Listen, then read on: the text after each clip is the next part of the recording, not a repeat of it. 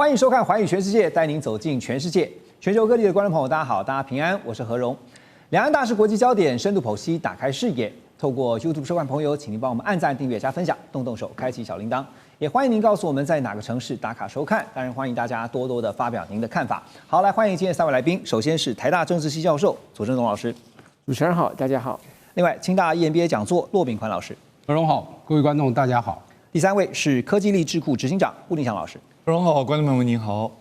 好，今天跟3位老师一起来聊的话题啊，我们首先从大豆来看。为什么说呢？这个全球贸易战啊，现在看到中美两强之间打得最火热的，不是晶片，也不是稀土，而是呢小小一颗的大豆，其实是黄豆了哈。那美国总统川普呢，他已经放话说，他要在10月底的 APEC 亚太经合会场边亲自跟中国大陆国家主席习近平来会面，而且他到时候见面的目标只有一个，就是施压中国大陆立刻去采买美国的大豆。这个话说得很狠啊，不过到时候怎么做呢？川普甚至急得公开生气的说呢，中国大陆停止购买大豆的谈判手段已经严重伤害到美国的大豆这些农户哈。这句话当然也等同于川普也承认了这个贸易战的反作用力，现在是重重打击到美国自己的农业命脉。那也就是说呢，现在选票跟大豆比较有关。散装船航运业者他们最新的数据显示，大陆在年底之前大约需要采买这个120艘船的大豆，数量高达了大约有840万吨。如果这个订单能够下到美国的话，对美国农民来讲，简直就是一个救命的黄金大饼啊！不过先前川普说呢，大豆这个问题不重要，我们用补贴的就可以了。显然不是如此哈，左老师怎么看？好，首先我们看到就是说，因为中国大陆过去是这个美国大豆的最主要的买家，对，去年2024年中国大陆购买了美国45%的大豆。45%大豆出口，所以当然它这个举足轻重。那今年因为关税战的关系，到目前为止是大幅萎缩。然后呢，这个因为大豆现在正好是收成期，然后这个川普又打击非法移民，对于农业部门来讲冲击很大，因为很多农民他们是依赖移民来去替他们做采收，所以现在他们就变成说，他没有这么足够的人力采收，他又没有办法这个。出口，所以他就要赶快再重建那个仓库，把它储存起来。所以对农民来说，不但赚不到钱，还额外要付出成本。所以现在大概是说1亩要亏64块钱，这是叫苦连天。对，叫苦连天。那现在情况，当然美国想办法，当然是希望就是说，不只是说这个像传统的这些买家之外，现在看上几个新兴市场，包括越南啦，包括这个尼加拉越南奈及利亚还有一个孟加拉，这3个国家大家去看，它的人口规模都上亿，但是问题是这样子，这3个国家人口上亿，可是中国大陆是14亿的人口，对，还有一点最大的差别，因为中国大陆这个食用这个大豆很多，吃豆腐嘛，我们豆腐用很多豆类啊，豆浆、豆腐啊、豆浆都有，这个对，那其他国家没有这么大量的这个使用嘛。所以最后就是缓不济急，然后还有一点，因为以往大豆储存都是在10月就买满了，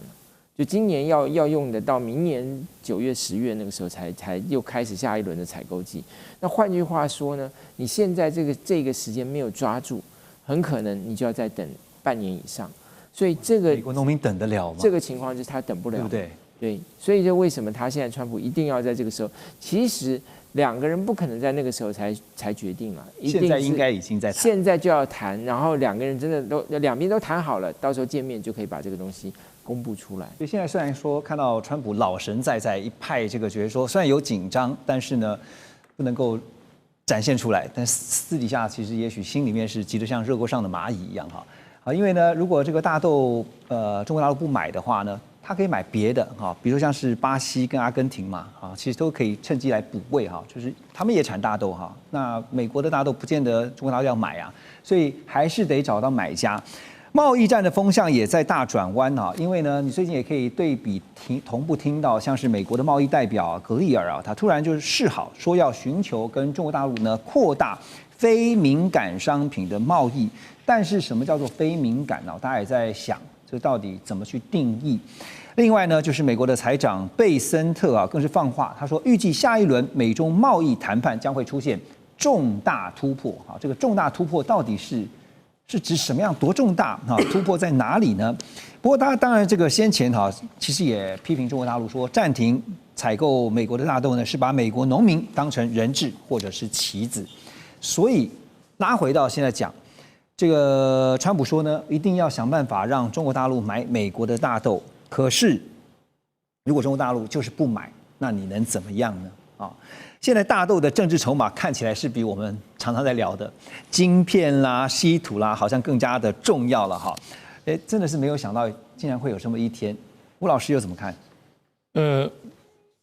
是不是大豆会比晶片还更重要？在此刻哈，对，其实我觉得应该把它拉高给层次，我们看一下这整个结构。我觉得这主要是依赖的问题。就是在全球化时代，大家都相互依赖嘛，你依赖我，我依赖你，但是不同的领域不同的层面。是。那这个依赖呢，如果我依赖你太多，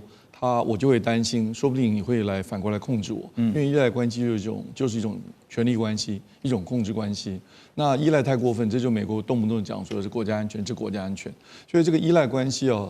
也取决于大环境，比如在疫情的时候，口罩、防护衣、疫苗，这个都是依赖嘛。那看起来小小的口罩没有什么稀奇，可是到那个疫情的时候，它就变得非常严重，还具有杀伤力啊。这杀伤力带引号，因为你没有口罩，病毒会把人杀死，就具有杀伤力。所以回到你刚刚讲那个黄豆，那黄豆现在的大环境是什么呢？就是刚刚朱老师讲的，因为黄豆是一种农产品，你现在不采购，它烂在田地里，或者是放在仓储，它有成本嘛。而且这个跟选票有关，哪些州那些州正好都是川普的红州，对不对？对。然后那些选票呢，到底有多少选票，多少农民，这个对他也很重要。所以这个大豆是不是能够变成中共反过来压制美国的一个武器化的一个资源？我认为现在就是做得非常好。而且眼看2026马上美国期中选举就要来了。没错啊，所以说，刚刚讲说，川普跟拜登如果见面，就像周老师刚刚讲，现在幕僚可能都在磋商协调，希望到那时候大家两边老大一见面签名好了，我们这边和解，双方的领导人有面子。可是我有一点担心，或者我不是那么看好是双方见面这个问题就能够解决，因为双方现在看起来科技方面，中国比较希望美国要给他一些资源。那美国就觉得这是我卡住，但没想到，你在黄豆上面居然也能够把我控制到这么惨，因为这依赖它嘛，就是国家安全的问题。所以我觉得双方不会那么容易就一下就能够谈到一个彼此都能够觉得我感到安全了，或者我占到便宜，或者至少我不吃亏了。我觉得没有那么容易呢。OK， 所以现在接下来就要看两国这个元首哈，包括川普、习近平两人怎么谈啊。但现在幕僚已经开始在相关的一些作业中。那可是呢，最近也看到川普的有些政策啊，就是荒唐到被国际打脸啊，怎么一回事啊？就是美联社的记者呢，在联合国大会上呢，他们意外捕捉到了一个画面，美国财长贝森特手机的简讯啊，这简讯内容呢，竟然是痛批说愚蠢之至啊！为什么？因为美国金援了阿根廷200亿美元，结果呢，阿根廷取消了他们的谷物出口税，使得中国大陆趁机能够买阿根廷的大豆。因为刚刚讲说不买美国大豆，那我就买阿根廷的大豆，再加上它又没有谷物出口税，所以正好呢，就因此顺理成章的就完成了交易。那当然也使得美国农民的市场拱手让人。而且不只是大豆啊，现在就连牛肉也是啊，出现崩溃式的暴跌。路透社就报道说，美国牛肉呢销到中国大陆的金额暴跌了超过90%，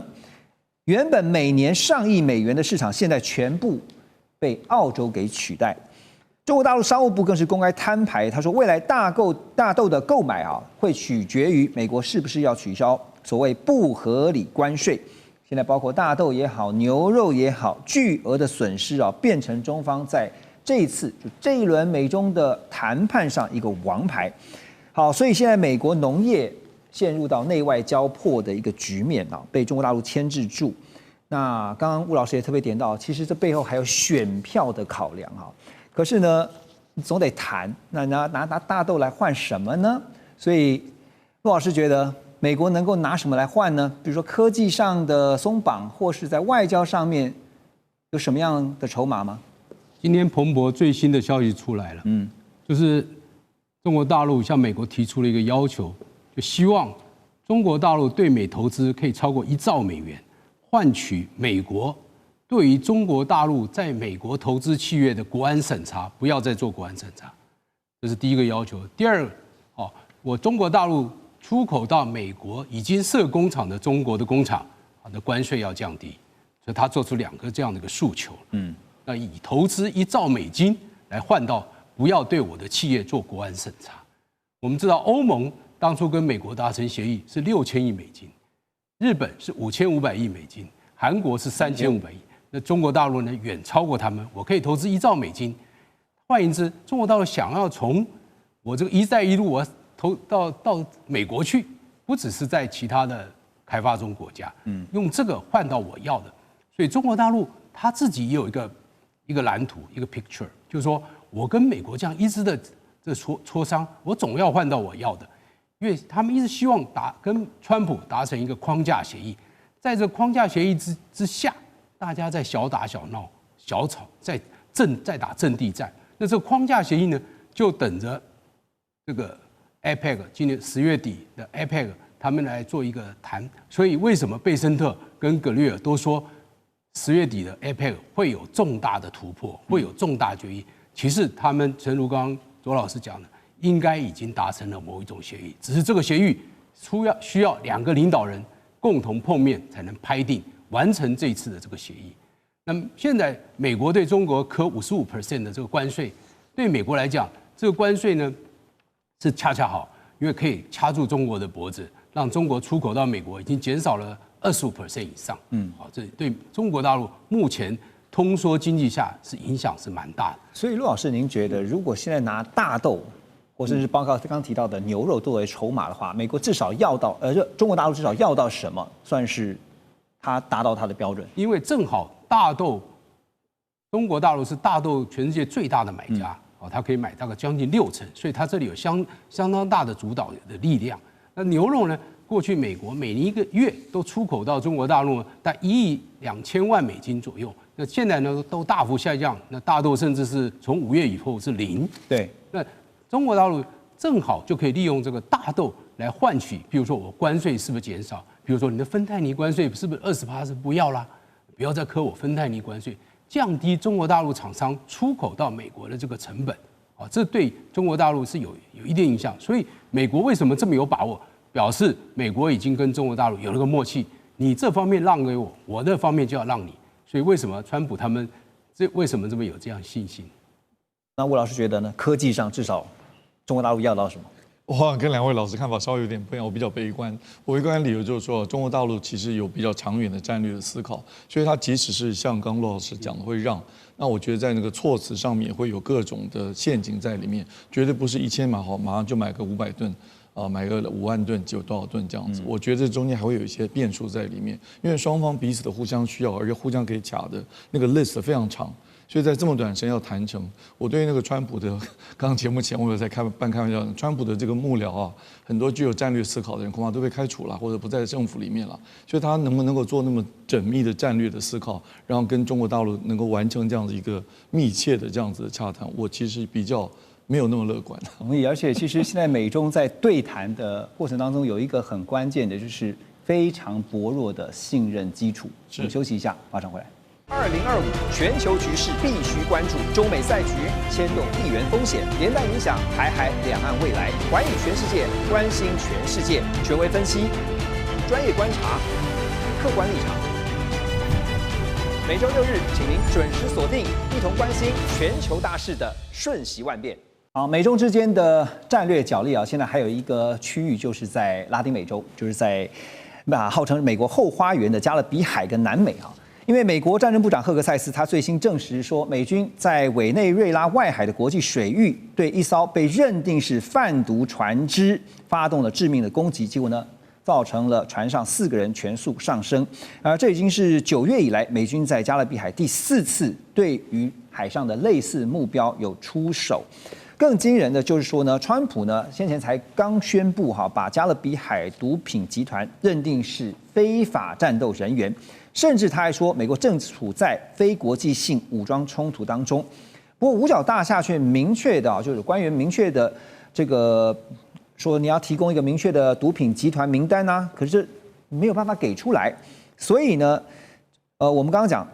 非国际性武装冲突，难道是一个借口吗？是川普绕过国会为他所下令要来进行的军事行动找个借口吗？现在因为在没有任何公开证据、没有任何司法审理的情况之下，直接就发动军事力量，结果看到这一次呢，4条人命就丧失了。那最近的接连4次的攻击呢，一次比一次更激烈哈，所以民主党这边已经有人要求川普未来在进行类似的军事行动前，必须向国会申请战争权限。不过，川普宣布说，非国际性武装冲突的目的，那就是要这个避开国会的授权吗？现在也有人提出了强烈的质疑啊。所以，骆老师啊，因为当川普提出了非国际性武装冲突，然后呢，把这些他认定是在海上进行非法毒品交易的人作为是非法战斗人员，他就找到了一个合理的借口啊。但是这样的一个决定会不会引发像是误判甚至是误杀无辜的平民呢？当然是也有这个可能性。但是我们从6月22号美国用他的那个专地飞弹去轰炸伊朗的核设施，你就可以看得出来，如果照着这样定义的话，也应该要向国会报备啊。可是美国去轰炸伊朗的核设施，也没有向国会报备，也没有经过国会的同意，所以根据美国自己的国内法，它叫做 War Powers Act， 或者是叫 War Powers Resolution， 那它也就规定说，武装冲突的话，总统所发布的军事行动必须在48小时之内向国会报告，而且它的行为呢不能持续超过60天。如果国会呢否决到这个军事行动的话，总统就不能继续采取这样的行动了。那根据国际法的话，叫武装冲突法。武装冲突法的话是规定国家与国家之间的这个武装冲突，所以川普有回避这个，他说这是非国际性的武装冲突。而且这次他的这个飞机战机跟这个潜舰呢，并没有侵入到委内瑞拉的国土，它是在距海岸线75公里的地方，所以并没有进入到委内瑞拉的领土，所以你不能说它是一个国家与国家的战争行为。那就好像我们的飞航情报机是大到100多公里，可是不能说有人在我们的100公里有军事行动，它就是跟我们是国家与国家之间的冲突。我想，川普政府主要是要回避这样的一个行为。那他认为，他把这个委内瑞拉这些毒贩就是定义就是恐怖行动，而且你要知道，委内瑞拉总统是被美国通缉的，那马杜罗他是美国5000万美金在通缉他只要有人能够举报他抓到马杜罗的话，美国愿意付5000万美金，这个价格是比宾拉登还要贵1倍。宾拉登当初才2500万，那马杜罗是5000万美金，所以他说大家都说他是全世界唯一的一个毒枭总统，也是有这样的称呼。因为我们知道委内瑞拉他也没有生产那个重要的这个毒品都是哥伦比亚生产，那哥伦比亚没有办法出口，所以他就绕道到转运从委内瑞拉出口。所以美国确实也觉得这个非常头痛，大部分的这些毒品都来自于这个委内瑞拉的运输，所以他一定要把这据点。又加上这个马杜罗呢，又不是川普喜欢的人，大家都认为，所以这个马杜罗当选是说作弊来的，选举作弊来的，所以目前有50个国家，包括美国，是不承认马杜罗是一个合法的政府，对，所以他们就一定要打他。那他其实终极目标也是把这个政权拿掉。那另外还有一个终极目标，委内瑞拉是相当大的石油生产国，它生产全世界18%的这个石油，而且都卖给中国，所以这也是他战略考量的一部分。所以刚刚像骆老师分析，其实就是在法上，就国际法是合法的，可是呢，观感上面就会让人觉得你就在欺负别人嘛，就是你想怎么样就怎么样，像连伊朗都是如此，那何况是委内瑞拉？那可是现在变成说，两国之间美国跟委内瑞拉之间的这个冲突呢，感觉上好像就是越来越升高了，现在越来越紧张。委内瑞拉的国防部长叫帕屈诺，他也公开表示说，其实他们有侦测到5架美国战机在他们的海岸附近飞行。绝对是军事挑衅是赤裸裸的军事挑衅。NBC 也引述了消息人士报道说，美军正在研拟要抨击委内瑞拉境内贩毒集团的作战计划，最快很可能就会在这几周内要展开。五角大厦甚至调动资源就等川普一声令下，要对委内瑞拉的毒品实验室和贩毒中心发动，他们用一个形容词外科手术式的打击。其实刚才骆老师点到一个重点就是最终目标也许就是把委内瑞拉现在这个政权拉下来啊。值得注意的是呢，中国大陆的电子侦测船呢，叫瞭望1号呢，他们最近也抵达了委内瑞拉的外海啊，这活动区域跟美军舰队派在这个委内瑞拉外海这附近的这个舰队啊，美军舰队的区域是高度重叠的，所以外界也在想说，这会不会是美中两个强权的军事较量哈？那从太平洋呢，现在到了我们讲到说拉美这边、加勒比海这边，好，那所以我特别想请教吴老师啊，因为您学国际关系啊，特别是想，我们看背后，周老师也是哈。我们看背后，就是说，美国是不是用这种方法，或者用军事行动，然后找到一个理由，也是很合理的理由，打击毒品，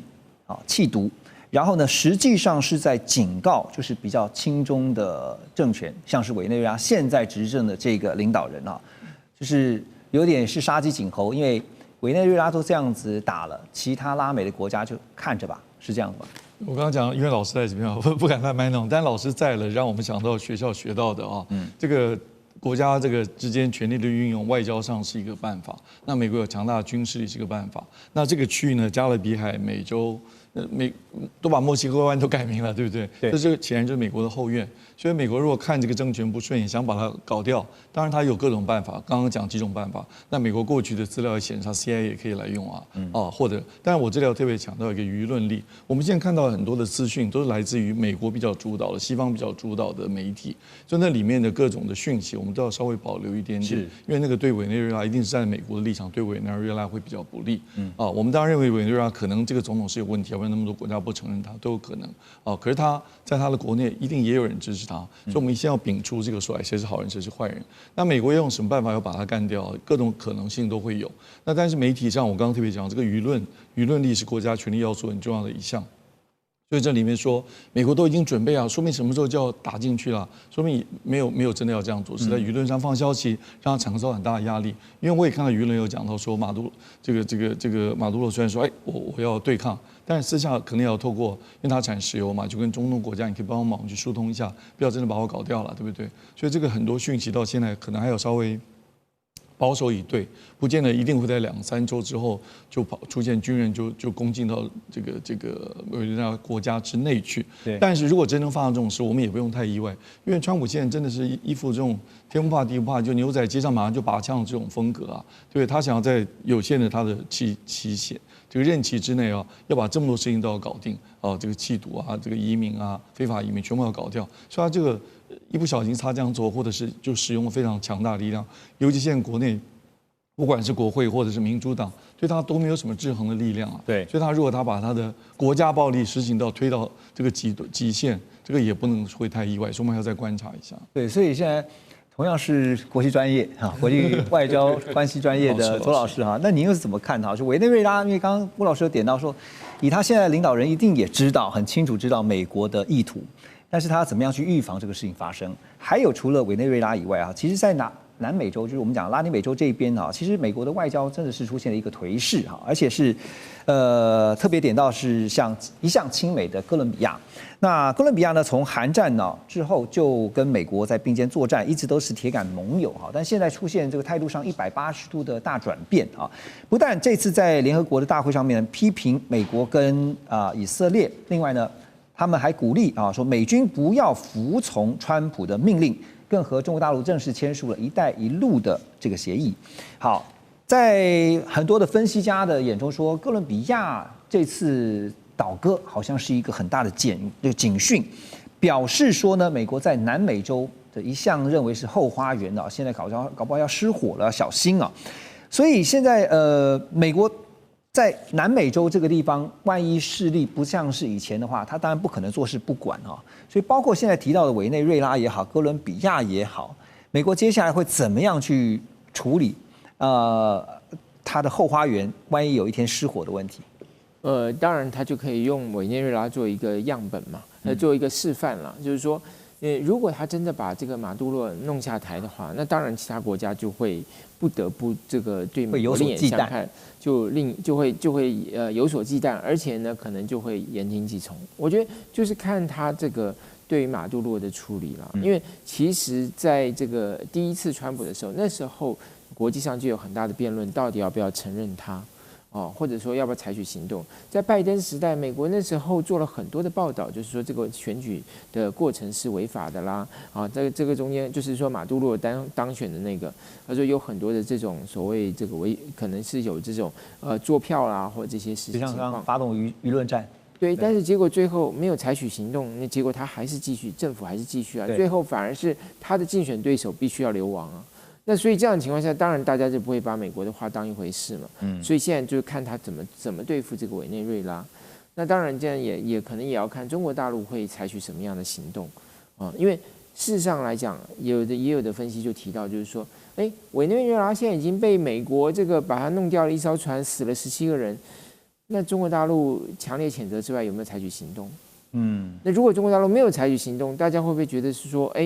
中国大陆好像说的比做的还多？因为事实上，这前面一次发生类似的情况，就是在伊朗，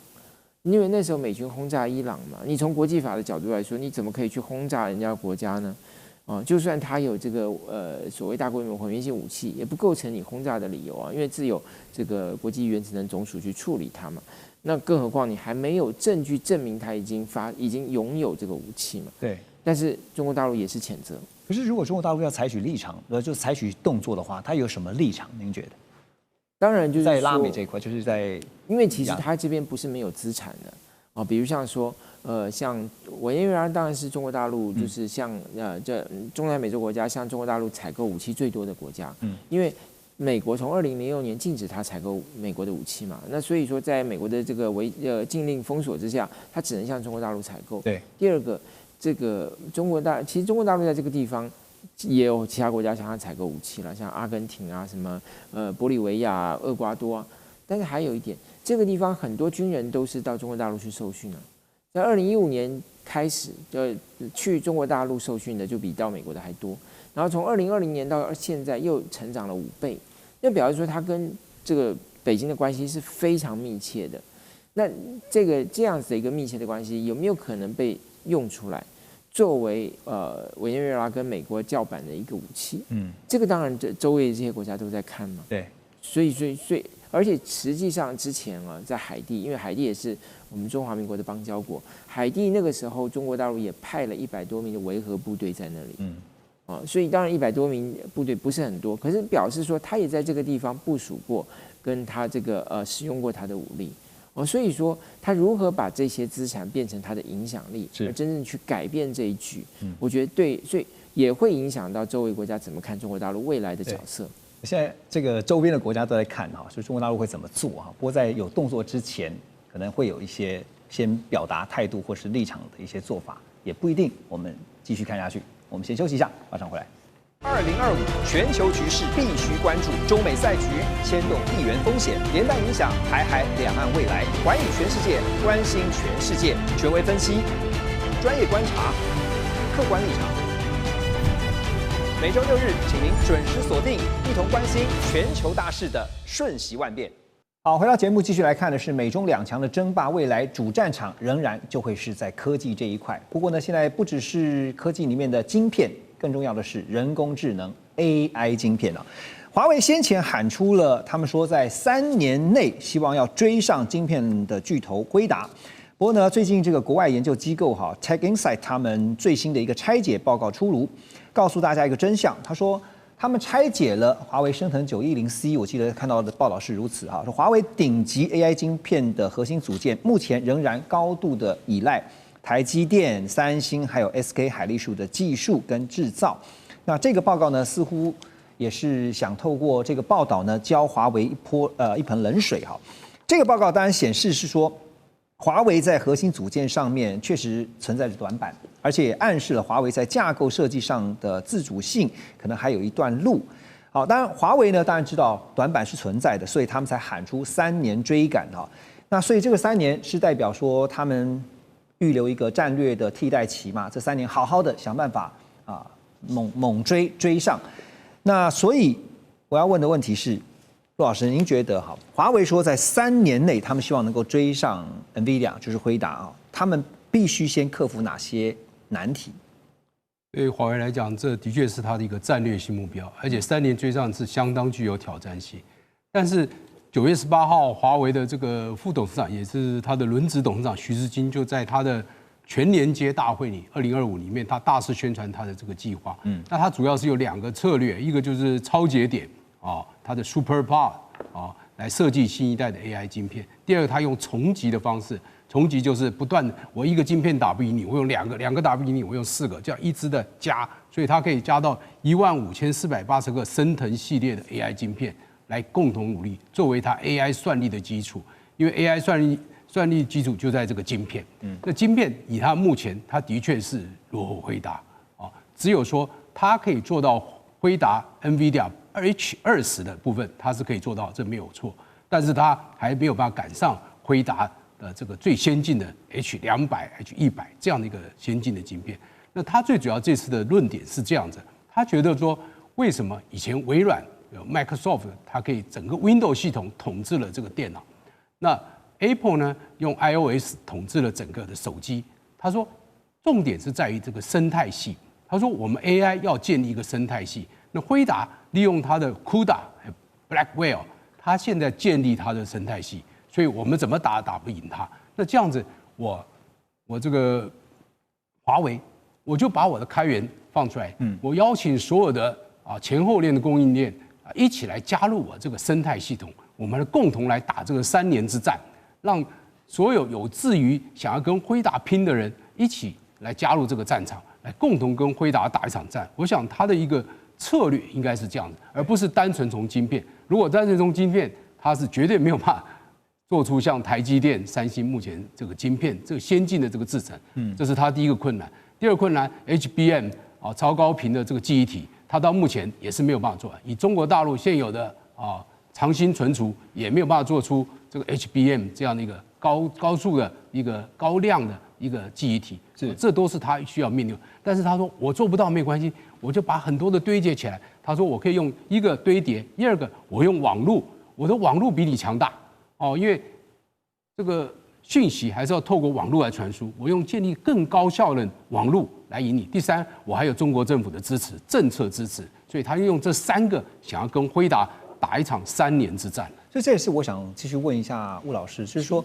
华为喊出说3年内他们想要急起直追辉达当然这个是凸显出了一个就是时间的问题而已，就是说你给我时间，我一定追得上。可是除了时间以外，因为现在美国联合了其他它可以影响的势力范围，去想办法在技术上要卡住中国大陆的半导体，特别是晶片发展。所以技术上要先克服哪些难题呢？您觉得？补充那个刚刚骆老师讲了，9月18号徐志军讲这个华为的全连接大会，他讲得非常长，我也看了，那个资讯量非常非常大。但是我们除了关注他说了什么那些战略目标之外，还要看他没有说什么。其实没有说什么，就是你刚刚问的非常棒的问题。他到底要靠什么技术路径？他定的是目标嘛？那我怎么样达到这个目标？有很多种不同技术路径。这个部分他其实没有讲那么清楚，当然也没有必要全部都告诉我们。那我们比较关切就是说，你要能够制造出晶片，你能够设计你能够写软体，能够怎么样设计完，你一定要最后能制造出来。那在你这个背板上面，其实有提到几个重要，他自己现在支援的那些晶圆厂。就真正要把晶片制造出来的，这个晶圆厂很重要。这个晶圆厂不但要制造出这个所谓的晶片GPU 或者 AI 晶片，或者你叫 processor whatever，你不管怎么叫它，你要把这个晶片制造出来。另外一个呢，就是刚刚讲的，你说长晶存储的 HBM， 不管是2.1或者是3，一直在迭代嘛，它在未来3年能不能做出来？因为要做出这个所谓的 AI 这么大一个 AI 的 data center， 或者我们把它叫 AI 工厂里面除了要有晶片，包括 GPU 跟 CPU 之外，也要有高频存储的这个晶片，这2个都是晶片，一样能够制造出来。徐志军这个部分没有讲很清楚，但是我认为他其实已经掌握了，有把握了。另外一个呢，每一个这么大的 data center 中间有很多的机柜，有很多的这个刚刚讲重集聚集起来之间要联系，这个联系这一点那个华为蛮厉害，因为它用电跟光，就我们现在叫细光子或者细光的这种原理能够在中间的传输这个速度跟频宽加得非常快，速度变得非常快，用的不是光电，还要用上光。那这个部分华为其实绝对不比 NVIDIA 差，所以他意思就是说我不是只跟你单独只比这一个晶片 processor，也不是只管这个 memory 的晶片，还包括这个这个从聚集到以后中间的联系，这是 communication 或者 interconnection， 这个很厉害啊。所以他把这些部分都能够有把握，他才敢讲3年之后我可以追上你。但他没有讲是我更关心到底是哪些晶圆厂能帮他做呢？那这里面到底是不是已经有 DUV 呢 ？DUV 调试到什么程度，可以做到什么样的这个伪做的技术？这个是我们要继续观察。特别要请教您 EUV 的问题啊，包括 DUV 跟 EUV 哈。那可是讲到晶片的部分，其实有一个现象哈，现在大家也注意到了，就是美国现在很头痛的是中国大陆的成熟制程晶片啊，他们的市占率现在越来越大，而且呢，最新的研究显示呢，66%的美国产品都在使用中国大陆制造的晶片。这些晶片都是我们现在讲的成熟晶片，所以呢，中经院的分析师跟预估说，中国大陆成熟制程的晶片制造，渴望在2年内就会取代台湾，成为全球第一的市占率哈。成熟晶片虽然说技术门槛不高，可是呢，像是工业上的啊，汽车、家电啊这些非敏感领域哈，都用到这些成熟晶片啊，制成这些晶片。那中国大陆如果万一掌控了主导权跟话语权，垄断了全球在成熟晶片的供应链的话，那么未来美国对中国的先进晶片制裁会不会反过来被钳制住？所以我们先请周老师带我们看哈，成熟晶片在这个中美竞争下，它的重要战略价值是什么？好，这个因为讲到晶片，这个邬老师也是专家。我刚才这个节目之前，我跟他请教了一下哈。这 CSS 的定义把成熟晶片定义成22奈米以上。那邬老师说，美国去设定的一个这个底线是14奈米嘛，所以中国大陆没有办法，就是基本上14奈米，中国大陆大部分的这个晶片厂没办法制造14奈米以下。好，那不管如何，它是一个，就是说已经算是，就是说虽然就算你定的那个奈米的尺寸不同哈，但基本它那个概念就是说，它在这个手机啊，在这个汽车啊，或是说像这个互联网，就叫 Internet of Things 啦，就那这些东西，它都是要用成熟晶片，所以绝大多数我们的生活所需的这些晶片是来自成熟晶片，这是第一个。为什么它会比这些先进制程的影响力还要大？因为它的面向非常广泛。对，第二个，现在讲到就是说，未来美国会不会变成完全高度依赖？刚才这个何荣兄提到了66%，事实上。这个数字我看是可以有的讨论的啊，未必真的是如此。为什么呢？因为现在大家对于中国大陆的制程到中国大陆的这个产能到底有多大，其实专家是没有共识的啊。那这样当然前2年是说中国大陆大概占全球28%了，我认为这个比例一定很高，而且呢一定是不断还会增加，因为中国大陆它盖工厂速度也很快，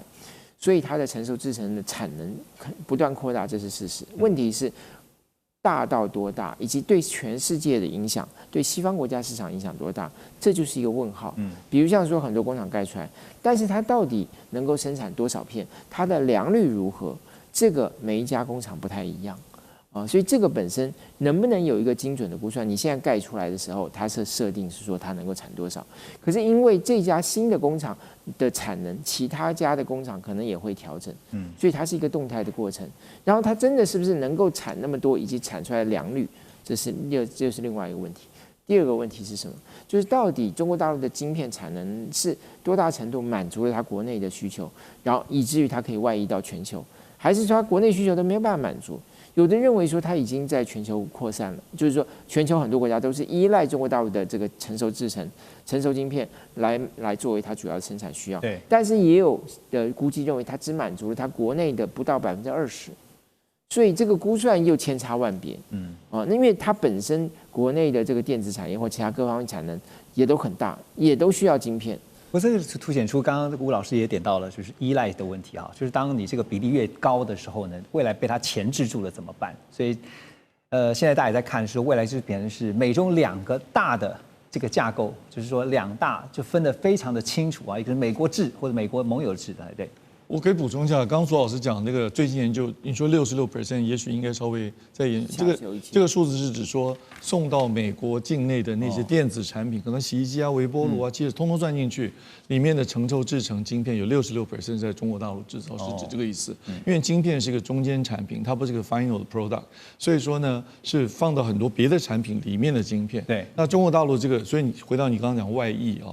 这个就是中国大陆制造全世界各种的 devices， 它放在里面的晶片，它当然会外溢到外面去，是透过这个途径，而不是直接它出口卖到别的国家，你再做这个产品。所以要看你从什么角度去分析这个数字呢？是吴老师，我继续请教你啊，因为刚刚我们讲到的是成熟晶片哈，现在高阶制造这一块哈，因为中国大陆现在被认为说有一个秘密武器，就是他们不断研发，因为他们现在这个 DUV 啊跟 EUV， 特别是 EUV 被卡嘛，哎呀，所以呢，有一家公司叫宇亮生科技啊，是成立在2022年，在中国上海浦东新区的这家科技公司，他们最近推出了新款的 DUV 曝光机，那一传出来之后呢，这个虽然说好，它还没有说办法做到 EUV 啦，但是已经被认定说可以支撑到5奈米的制程哈，这对于中国大陆的半导体产业来讲哈，就是说晶片自主化这件事情，确实是一个很令人这个振奋的一个消息哈。是。那这时候也看到德国蔡司跳出来，他们就说呢 ，DUV 比 EUV 还重要啊。蔡司还说呢，美国的错误制裁让中国大陆成为市场的赢家啊。所以现在在 DUV 的研发突破上面哈，这个您怎么看？就是因为 DUV 是比较，所以 EUV 是更高阶的。目前在 EUV 的研发上，您的了解哈，中国大陆的未来要突破的点是什么？华为在深圳的新凯莱在发展 EUV， 然后华为支持在上海跟上海国资成立这个你刚刚说的这个对宇亮生，他在发展 DUV， 而在今年年初，这个 DUV 的原型机已经做出来，送到上海的中芯国际啊去做调试，这个调试可能要，我想至少要1年，到现在已经过了大半年了嘛，所以我想可能至少要1年才能做到你刚刚讲说不定努力一下可以做到5奈米，经过各种 double patterning 的方式，就重复曝光的方式。那如果真的能够运作顺利，可以量产这个机器本身，那就能满足中国现在大概有50座晶圆厂都在盖厂。那这个时候，大家都去用同样的技术去往7奈米、5奈米，就刚周老师讲所谓的先进制程晶片这个领域去冲，那这个对全世界影响都很大。也能够像刚刚讲的满足中国国内自己的需求，因为光华为的手机就需要非常多的7奈米、5奈米，甚至更小、更微缩的晶片，所以要从这个角度讲。这是讯息本身。那回到刚刚讲蔡司说 DUV 比 EUV 重要，蔡司那篇文章我当然早就看了，它是按照全世界的市场来讲。所以如果你美国当初只想控制 EUV 不卖给中国，这好像错了，你应该连 DUV 也要一直限制，因为 DUV 所产生出来的晶片的总数，虽然它是成轴制程，好像没有那么 critical， 可是它的总数量比较大。结果你把这一片市场，因为你没有限制，现在整个中国大陆的 DUV 的总量从 ASML 买去绝对超过1000台，如果加上其他的什么测量机啊、步进机老的，应该超过1500都有了呢。是。那最近去年前年有大量采购，所以量很大，它就会出现你刚刚讲的，把 DUV 的市场，因为有这么多 DUV 的 ASML 的这些曝光机或者叫光刻机，所以它就占据了这个市场。蔡司主要指的是这个意思。OK。但是我想一开始美国也没有想到。因为这个产业链真的是比较复杂，这整个供应链比较复杂。我觉得拜登那个时代，他的幕僚其实已经做了很缜密的规划，但大概没有办法看到这么远了。确实，那等到这个现象出现，现在已经来不及了。对，因为半导体产业确实分工是非常精密跟非常的细，变化很快。对，光是这个 EUV 啊、DUV 哈，其实你会发现说，中国大陆现在要向全球表达一种态度，就是说，如果今天你卡我，那我实在没有办法了，我也只好自己想办法做出来。我们休息一下，马上回来。2025全球局势必须关注，中美赛局牵动地缘风险，连带影响台海两岸未来。寰宇全世界，关心全世界，权威分析，专业观察，客观立场。每周6日，请您准时锁定，一同关心全球大事的瞬息万变。好，回来节目，我们继续来看的是台美的关税贸易谈判持续的卡关中，现在还没有一个最后的定论。我们也都知道说，矽盾也就是台积电一直都是台湾能够跟外界，特别是美国来谈的一个筹码。不过现在呢，似乎出现了一个非常大的状况，就是呢，美国商务部长卢特尼特之前就在这个礼拜，他直接威胁他说呢，在他的任内要确保40%晶片制造回流到美国，最终的目标呢是产能55分就是先进制程，那美国跟台湾呢是产能55分，可是这个美国产能55分的要求台湾方面已经明确表态了。负责代表谈判的我们的行政院副院长郑丽君说，没有讨论也不会接受。可是，在这个话讲完之后，没多久就丢出了另外一个说法，说包括现在我看到这几天的新闻是府院都已经证实了。就是要推出一个专属所谓台湾模式的新方案。什么方案呢？就是协助美国打造一个类科学园区，其实就是一个另外的新竹科学园区到美国的意思哈，把台湾的代工经验还有产业聚落的经验呢输出到美国。我想请教一下骆老师哈，因为这个消息一出来之后呢，在野党一直批评说这是完全是在刨除台湾科技业的根。我要问的问题是，产能5.5分真的有比现在这个就是说类科学园区有比刚刚讲说产能5.5分要好吗？您觉得？产能5.5分是说先进制程里面有美国生产一半，那台湾生产一半，它的意思这样。那类科学园区就是说，因为我们台湾是国科会主导下面的，有竹科、中科跟南科3个科学园区，我们是中央直接来管理。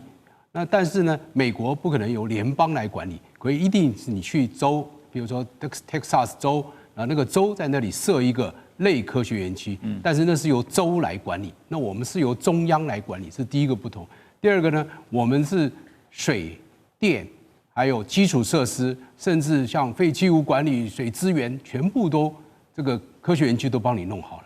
就我们是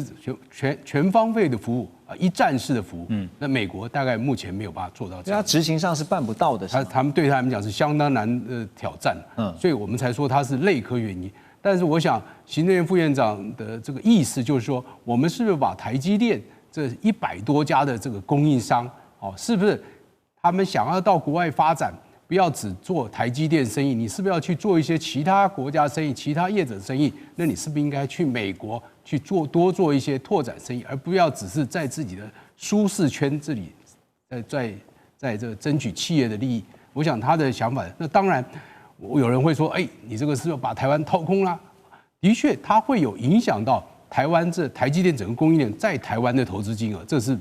确实的。但是呢，请问你要用什么来跟美国来做一个谈判筹码呢？目前台湾最有价值的就是台湾积电整个的供应链。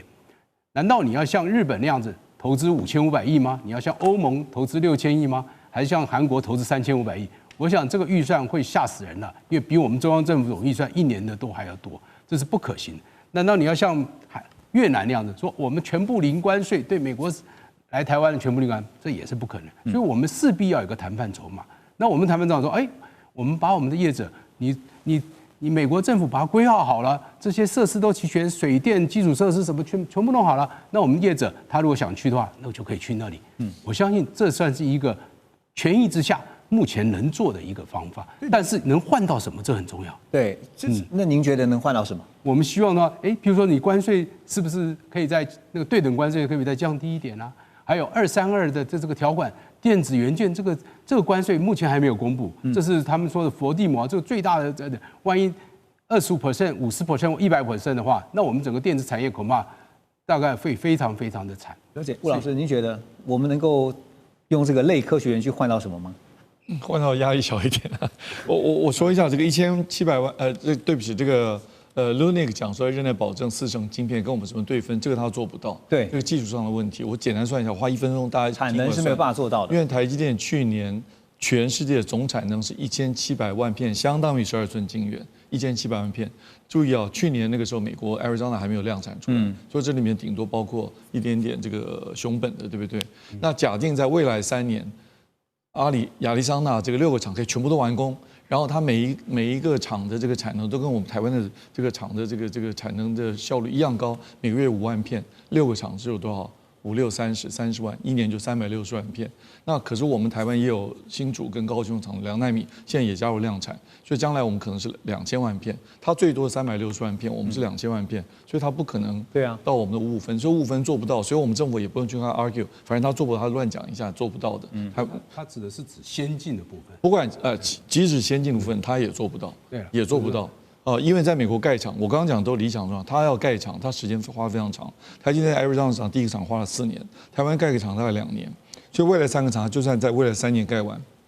前提是他说要在他的任内，所以我说他任内一定做不到。我讲任内不可能。然后回到你刚刚讲那个科学园区，这个是台湾政府可以做得到的。意思就是什么呢？就是把台湾的这些厂商，我帮助你到美国去落地。我帮助到美国落地，台湾缺的土地，美国多得很，水电这些问题，台湾也比较缺，美国暂时也都能解决。美国土地其实很便宜。那您觉得各家厂商，就是在整个半导体供应链的这些厂商，他会去用什么样的角度去思考他到美国去投资？现在跟他们讲，不用才想象，现在跟他们讲的讲法就是说，你到美国去不是只替 Arizona、台积电这6个厂工作，因为美国现在要盖非常多的 data center，都会用到非常多的厂务啊、水管啊、供电啊。就厂物质，就所有这些 facilities 通通用得到。所以你们到那边去的不是光看 Arizona， 还有 New Mexico 一直到德州，这个阳光带就变成一个新的科技带来取代那个铁锈带。所以这个概念已经出来了，所以鼓励台湾这些厂商通一起去。那美国人今天当然高兴啊，那你政府的确也可以帮助这些厂商去嘛。这就是为什么会有业者会担心说，这真正把台湾掏空，因为台湾的供应链这个产能是有限的。对，因为这样听起来其实对美国都很好的，当然对美国是，但是听起来好像对台湾没有很好。对，因为台湾厂商去美国，其实有些也，我这样讲你也不要生气，或观众不要生气。有些厂商去发觉，哇，美国市场真的很大，我们比光在台湾做啊，市场突然大了3倍、5倍、10倍的，也有厂商这样感受。当然到那边很多挑战，但是不妨去迎接。既然打压的商家非去不可，那我们就正面思考，那是一个广大的市场，去争取这个市场吧。也有人这样想。OK， 因为在这个产能5分的说法出来之后，虽然刚才吴老师讲说这是根本不可能做得到的哈，但是其实台湾已经出现很多反对的声音，甚至是有一些批评的声音。像也来过我们节目的邱达生老师，他就直接用一个形容，他说这是包裹糖衣的勒索了。但是这个其实美台之间的谈判确实很难谈。有糖衣吗？在哪里？他就是一个明白的勒索，是吧？这勒索哪有糖衣啊？所以我们看到说，台湾这边哈，就是政府大费周章的去让利，就是想办法要像您刚刚讲，要把关税降低哈。可是现在讲说还提到说，像是232的条款要纳入整个半导体的产业哈，因为像232的相关也还没有公布。那所以我们现在把这些条件都拿出去了，包括说要建一个类科学园区，当做筹码，希望美方能够换取就是让关税降低。好，可是真的换得到吗？周老师，您觉得？还有南韩也是啊，南韩也是一样被逼得很惨。那可是呢，他们的总统就非常的斩钉截铁讲说，这是我没有办法向我南韩国内的人民交代的哈，你逼死我也没有用。好，这个还有预付款的这个部分哈，这个宁愿吞关税也比割地赔款好，这是南韩的态度哈。那台湾怎么现在做法？这个我们有什么可以向南韩这些参考的呢？现在最大的问题是说，政府没有跟人民讲清楚啊。就是说，南韩它这个整个谈判过程，很多概念，很多它的一些坚持是有揭露出来的。我们现在政府没有讲。政府现在给民众的说法说，绝对会捍卫这个台湾的利益，一寸不让。那这样就大家无从去判断了，就也不知，因为你一定要知道你有什么选择，你才会去做选择嘛。那这时候民意才会出来说，那我们希望是什么样的一种选择？但现在政府就是没有告诉我们说是存在这样子的选择。那当然第二个其实要讲的说。你说关税跟投资比起来，关税可能比较好应对啊，因为你可以通过贬值来处理啊。可是我们过去这一段时间情况是什么？我们不但有关税，而且还有升值，所以企业其实对于企业来说更大的负担是升值所带来的这个竞争上的不利益。那这当然是另外一个部分了。所以我觉得这个部分其实反而是政府应该要去操作的。政府现在都不能说不行啊，美国会认为我们是是干预市场。其实美国在看干预市场，所谓的干预汇率，它有很客观的标准。